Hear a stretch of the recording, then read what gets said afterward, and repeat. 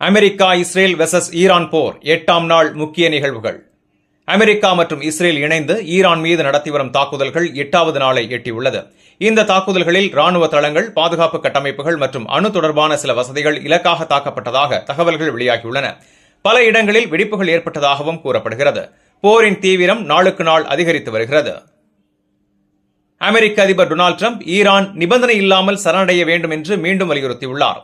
இது நடக்காத வரை அமெரிக்காவின் ராணுவ நடவடிக்கைகள் தொடரும் என்றும் அவர் தெரிவித்துள்ளார். இந்த கருத்து மத்திய கிழக்கு அரசியல் சூழலில் மேலும் பதற்றத்தை ஏற்படுத்தியுள்ளது. பல நாடுகள் இந்த அறிக்கையை கவனத்துடன் நோக்கி வருகின்றன. இதற்கு பதிலடியாக ஈரான் தொடர்ந்து ட்ரோன் மற்றும் ஏவுகணைகள் மூலம் இஸ்ரேலை இலக்காக கொண்டு தாக்குதல் நடத்தி வருகிறது. சில ஏவுகணைகள் இஸ்ரேலின் வான்தடுப்பு அமைப்பால் தடுக்கப்பட்டதாக கூறப்படுகிறது. இருப்பினும் சில பகுதிகளில் வெடிப்புகள் ஏற்பட்டதாக தகவல் வெளியாகியுள்ளது. தாக்குதல்களின் எண்ணிக்கை அதிகரித்து வருவதாகவும் கூறப்படுகிறது. இஸ்ரேலின் முக்கிய நகரமான டெல் அவீவ் உள்ளிட்ட பல நகரங்களில் வான்வழி தாக்குதல் எச்சரிக்கை சைரன்கள் ஒலித்ததாக அதிகாரிகள் தெரிவித்துள்ளனர். மக்கள் பாதுகாப்பு தங்குமிடங்களுக்கு செல்லுமாறு அறிவுறுத்தப்பட்டதாகவும் கூறப்படுகிறது. சில பகுதிகளில் பாதுகாப்பு படைகள் அதிகப்படுத்தப்பட்டுள்ளன. இதனால் நகரங்களில் பதற்றமான சூழ்நிலை நிலவுகிறது. ஈரான் தற்போது குறைந்த செலவில் தயாரிக்கப்படும் ட்ரோன்களை அதிக அளவில் பயன்படுத்தும் போர் தந்திரத்தை பின்பற்றுகிறது என்று ராணுவ ஆய்வாளர்கள் கூறுகின்றனர். இந்த ட்ரோன்களை தடுக்க இஸ்ரேல் விலை உயர்ந்த இன்டர்செப்டார் ஏவுகணைகளை பயன்படுத்த வேண்டிய நிலை உருவாகிறது. இதனால் எதிரியின் பாதுகாப்பு அமைப்பை சோர்வடைய செய்வதே இந்த தந்திரத்தின் நோக்கம் என கூறப்படுகிறது. உலக எண்ணெய் போக்குவரத்துக்கு மிக முக்கியமான ஸ்ட்ரெய்ட் ஆஃப் ஹோர்மூஸ் கடல் சுரங்கம் குறித்து ஈரான் எச்சரிக்கை விடுத்துள்ளது. அமெரிக்கா அல்லது இஸ்ரேலுடன் தொடர்புடைய கப்பல்கள் அந்த பகுதியில் வந்தால் தாக்குதல் நடத்தப்படலாம் என தெரிவித்துள்ளது.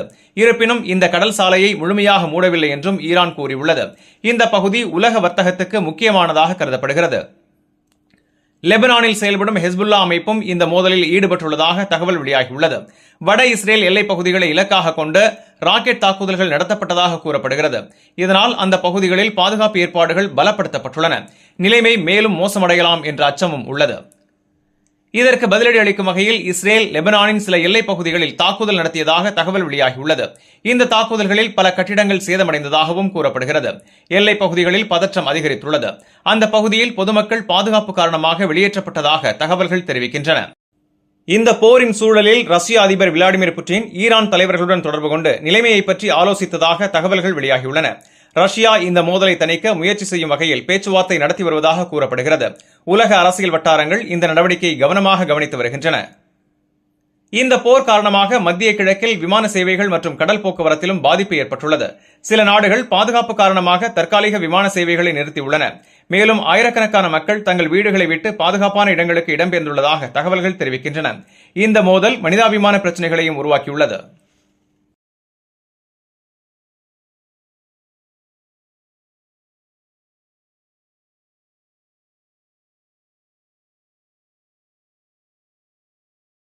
இந்த செய்தி உங்களுக்கு பயனுள்ளதா இருந்தா வீடியோவை லைக் பண்ணுங்க, உங்க கருத்தை கமெண்ட்ல பதிவு பண்ணுங்க. மேலும் வளைகுடா மற்றும் உலக செய்திகளை உடனுக்குடன் பெற Gulf 360 நியூஸ் தமிழ் சேனலை சப்ஸ்கிரைப் பண்ண மறந்துடாதீங்க.